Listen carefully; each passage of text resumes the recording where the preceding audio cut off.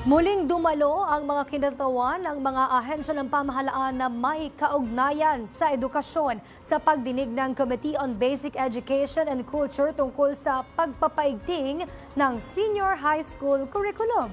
Kumuha tayo ng detalye hinggil dyan kay Simon Ong, live mula sa Batasang Pambansa. Simon!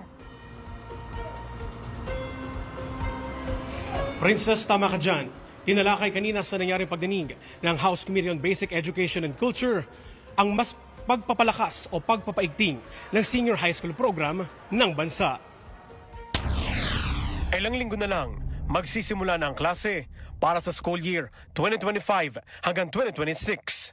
Tinalakay at pinag-aralan kanina sa Committee on Basic Education hearing kasama ang Department of Education o DepEd, Commission on Higher Education o CHED at iba pang ahensya kung papaano pa ba mapapaganda ang senior high school program.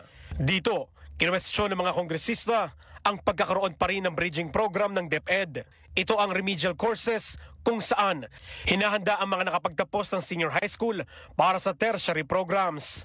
Ngunit ayon sa komite, dapat ay sapat na ang K-12 program para maihanda ang mga mag-aaral sa kolehiyo.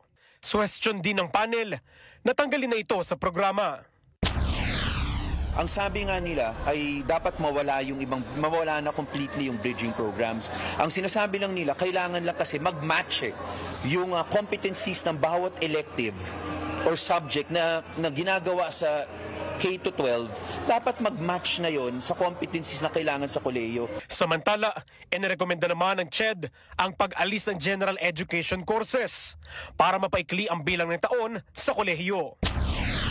So based sa discussion kanina, open na ang CHED na maaring mawalan ng isang buong SEM sa kolehiyo, one whole SEM. Ang diniwanag namin sa kanila, assuming mabawasan yun, magdadagdag ba kayo ng iba pa?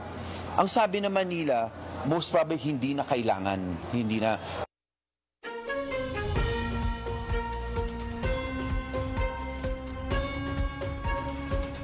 Princess, ayon pa kay Committee on Basic Education and Culture Chair Roman Romulo, kabilang sa kanilang pagpapaigting ng senior high school program ay ang pagpapalakas ng counseling para sa mga kabataan. Ito'y mabisang paraan aniya ng mas magabayan pa ang mga mag-aaral. Hindi lang para sila maging job ready, kundi para maging handa na rin sila sa kanilang pagtungtong sa kolehiyo. At yan lang muna ang update para sa totoong balita sa Bagong Pilipinas. Simon Ong, Congress News. Maraming salamat, Simon Ong.